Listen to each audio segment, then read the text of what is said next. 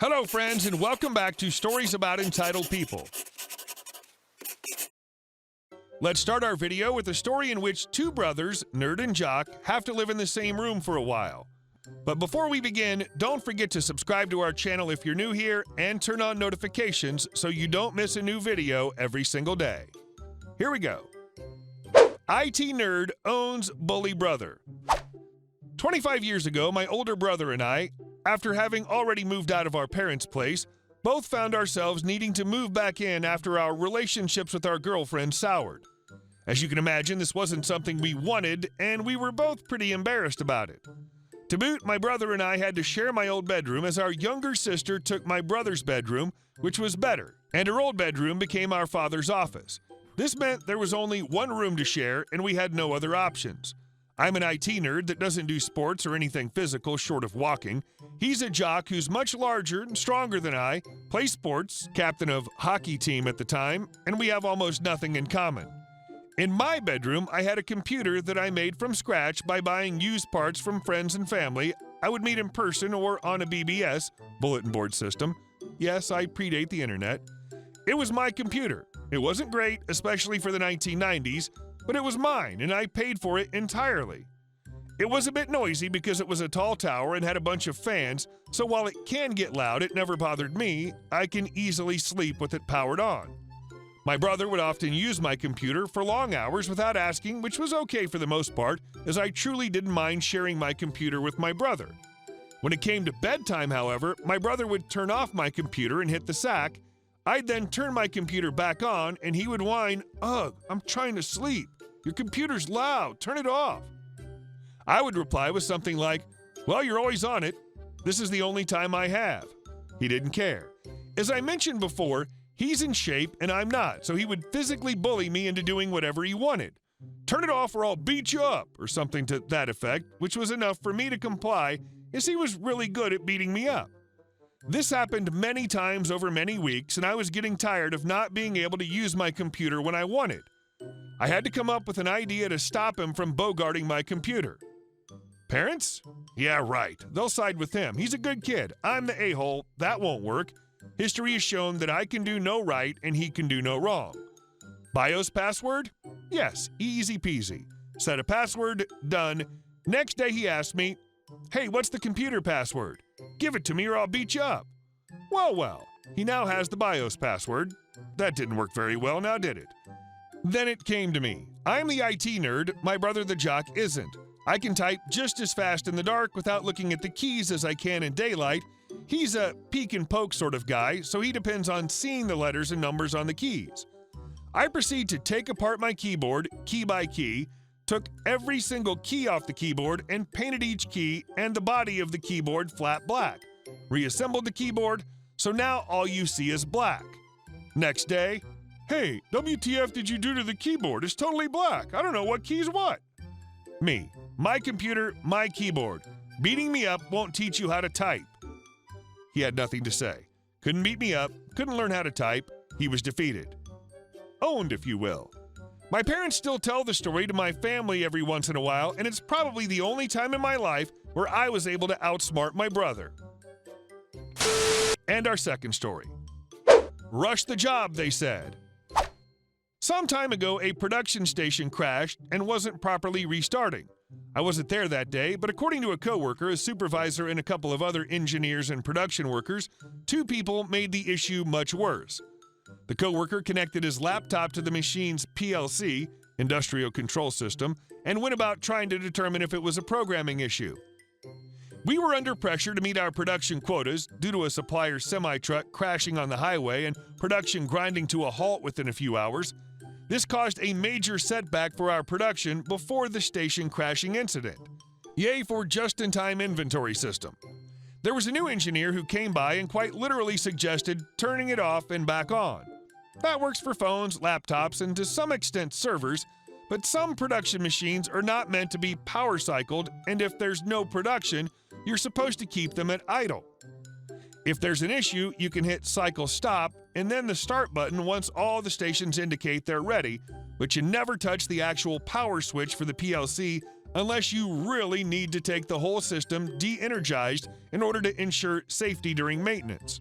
Lockout, tagout. There's no easy way to determine which machines were properly programmed to handle a power cycle event. Some of the PLC's ladder logic were ported from older PLCs that literally did not have enough memory to hold programming comments. 1980s through early 2000s programming, so all the comments were originally kept in poorly updated or non-existent documentation books. A rough comparison would be if IBM's Watson still had chunks of logic from IBM System 360 operating system. You get the idea of how some of the PLC's logic can be very fragile. To assume that all of the machine's logic could be safely power cycled without losing some critical memory would be naive. I had dealt with a brand new machine that reset to factory default settings after a circuit breaker tripped, so even newly installed machines are still vulnerable to power cycling, and to complicate things, it was the entire station that crashed, which consisted of several machines cobbled together that were running on very specific sequences, which meant that if even one of those machines was reset to default or blank settings, the other machines that are fine are going to be very confused. Anyways, the newbie engineer demanded to have his way despite the co-workers' warnings, and when the manager came over, he told them to hurry up and get the machine running again ASAP.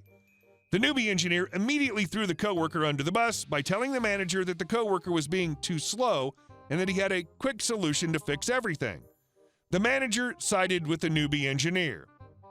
Seeing what was about to go down, the co-worker asked for an email confirmation from both the newbie engineer and the manager to verify that it would be their plan to power cycle a production station despite his objections. They sent him the emails. As they were about to power cycle, the co-worker told them that he needed to get back to welding together a project, so they waved him off. He also turned off his radio. While he was in the middle of welding, he heard some metallic grinding/breaking noise, alarm buzzer going off, and yelling. He opted to keep welding, until he got a tap on his shoulder. The conversation went along the lines of this. Coworker, what's the issue?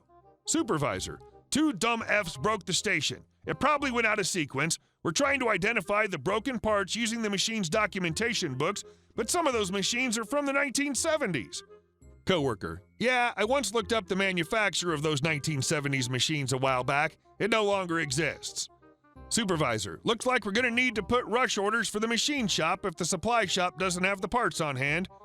And the supply shop didn't have the parts because a decade ago, the company sold off a stockpile of surplus inventory and left many of the machines without easily accessible replacement parts.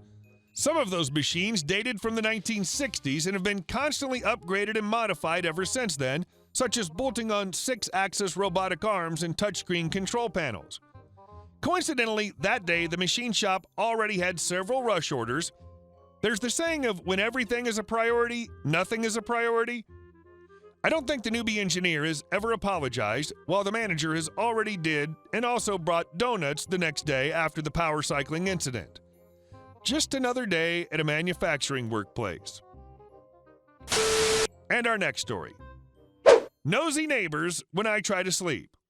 A couple years ago, I was renting a duplex. It was nice enough in a good area of town. Not the ideal living situation, but the price was right. My first set of neighbors were awesome, a couple about my age who I shared interests with. Even though they watched TV or played video games at all hours, I very rarely heard them. Unfortunately, they moved out about 4 months after I moved in. A couple with a toddler moved in, the loudest toddler known to humankind. This is relevant because my job did one of those merging and downsizing numbers, and I was one of the employees who got cut. No big deal. I had a large emergency fund and could draw unemployment. Luckily, I found a placeholder job shortly after working overnights. The overnights were even something of an advantage because I could apply for and interview for jobs in my regular field during the day. The problem was the hellspawn. While I was trying to sleep, the child would scream at the top of its lungs, run stamping around their half of the duplex like a herd of elephants, then scream some more. When the kid watched TV shows, the volume was always jacked to the absolute max. It made sleeping difficult, even with high-quality earplugs or headphones. I tried talking to them. Hey, I work the night shift, so could you please try and keep it down a little? Nothing I tried worked. no matter how polite or how firm I was. The neighbors responded, "Kids will be kids, and that's apartment living. You just hear your neighbors." Even though I mentioned my former neighbors had been avid movie watchers and I rarely heard them. Fine then, I couldn't sleep, they wouldn't. Before I left for my night shift, I hit the volume on my sound system way up and had "What is Love? Baby Don't Hurt Me" on constant repeat. 5 minutes after I got home, the wife of the couple was hammering on my door. She started yelling about all the noise I made so they couldn't sleep. I responded, "Sorry, I guess I must have set my alarm clock for the wrong time. Must be rough when you can't sleep, right?" Simple as that. The kid was much quieter. I still heard them, but only occasionally instead of almost constantly. Couple months later, I found a day shift job again, and all was fine. And our last story. Lie to my face after I worked there for a year? Have fun losing your job? Hey all, I used to work for a cable company in Eastern Canada. Rhymes with lifelink. I finished up with them on good terms about 2 years ago and called in due to some issues with my hardwired speed being 20 megabytes per second instead of 50 megabytes per second I was paying for. I knew they could guarantee 80% hardwired, as was the policy. The woman on the phone argued with me up and down. Keep in mind, I was a supervisor before I left, that they only guarantee wireless speeds. I told her she was an outright liar and needed to be restrained, went over company policy and what she was supposed to be doing step by step. Eventually, she put me on hold for 10 minutes after I requested a supervisor because I was done dealing with her. She comes back and says, "Are you ready to speak to me like an adult now, Envery?" I was pretty ticked. Went on Facebook and contacted the 3 managers I knew from her call center and got them to listen in on the call, and I advised her what I had just done. She started apologizing profusely and was almost in tears. Found out later she got fired as she'd been talked to numerous times about this and wouldn't stop. For all of you call center reps out there that do your job, you're awesome. For those of you that are meh at your job but still do it, keep it up. And those of you who blatantly lie to customers to get them off the phone quicker and make them call back to pester another rep, a sincere and heartfelt F you. Remember, some of us used to work for you and know higher-ups in your company and will report you. Have a nice day. Hey guys, thank you all for watching the video. I'll see you in the next one.